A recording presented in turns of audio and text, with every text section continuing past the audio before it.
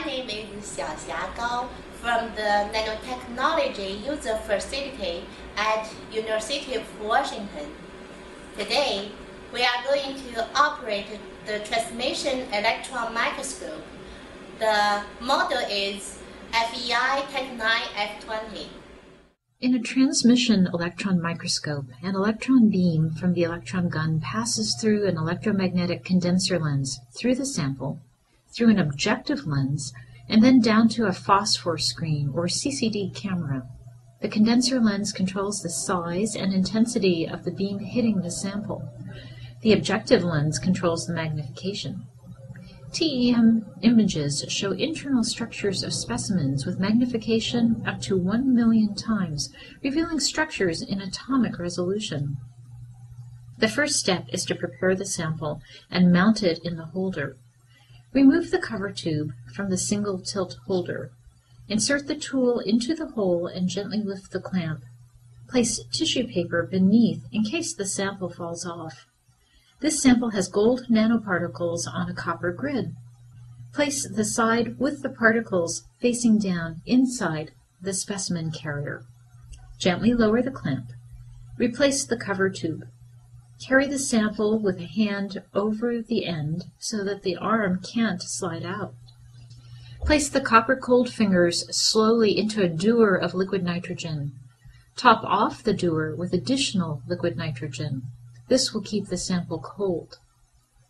The TEM uses 4 pieces of software, which should be opened in order. Open Tech9 User Interface software, and you will hear a click-click, which confirms that the microscope is communicating with the computer. On the second monitor, we see the digital micrograph software. The third software is TIA, TEM Imaging and Analysis, which is used for recording scanning TEM and EDS. The last software is the RTEM control. Select Setup, Vacuum, and Turbo On, and hear the vacuum pump sound. After 3 minutes, the Turbo On box changes to yellow. In the user interface software, the box on the lower left tells the magnification and the microscope mode, currently TEM bright field and 175,000 magnification. To the right, the beam energy and spot size are shown.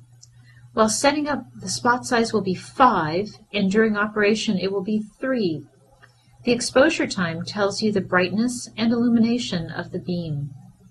The lower left box with L1, L2, L3 reflect the left control panel, and the R1, R2, and R3 shows the state of the right control panel. The multifunction controls are used for several functions in different modes. In the right bottom box, select Vacuum Overview to show the status of the vacuum system and valves. Now the Turbo On button is yellow, indicating the turbo pump has reached its full function and the TEM is ready to receive the sample. Take the holder out of the support. Place the little pin on the holder in the 5 o'clock position with a twist adjustment. Light goes on, the valves are opened, and the pump evacuates the sample chamber. You must wait for several minutes until the light goes off, or you could crash the vacuum. You must also tell the computer that it is a single tilt holder so that the holder can be controlled with a joystick. When the light goes out and the airlock status changes to column valves, the sample chamber has been evacuated. Now turn the holder counterclockwise and hold it as the vacuum sucks the holder slowly in. Now turn off the turbo pump. After the holder has been inserted, the vacuum in column should read 6, and you can start to adjust the beam. Click the column valves closed, and the button changes from yellow to gray, and the status reads Ready. Take the cover off the phosphor screen. If you don't see a beam, decrease the magnification with the magnification dial on the right control panel. At low magnification, you see a bright spot. As you increase the magnification, you can see the copper grid. Use the joystick to move the sample. When you change the magnification, you also have to adjust the intensity to illuminate the whole field of view. Counterclockwise condenses the beam and clockwise spreads the beam. Next, we will do alignment. Use the trackball to move the beam to the center, spread the beam, increase magnification, and then condense the beam. The rings are caused by diffraction. Click the U-centric focus button on the right control panel to reset the objective to the default value.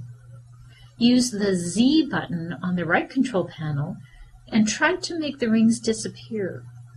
Increase the magnification to 125K. Again, use the trackball to center the beam, condense the beam, and use the Z buttons again to make the rings go away. Next, we must center the C2 aperture. Set the C3 aperture to position 3. Use the trackball to center the beam. Use the intensity control to condense the beam and then spread the beam. Notice that the beam expands off-center, indicating the C2 aperture should be adjusted. Rotate the C2 dials to center the beam. One dial moves it in the X and the other dial moves it in the Y direction. Again, condense the beam with the intensity button and open it to confirm that the beam remains on center. Next, we adjust the condenser stigmation. Click on Tune and Condenser from the Stigmator menu.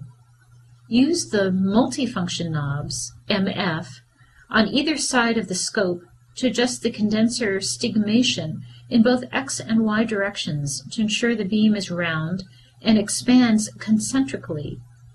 After you are finished, be sure to click None, otherwise the multifunction will continue to control the stigmation. Now we do direct alignments. Select Tune, User Interface, Direct Alignments, and Beam Tilt PPX. Notice that there appears to be two beams. Adjust multifunction X and Y until the two beams merge to one. Click Done to save this setting.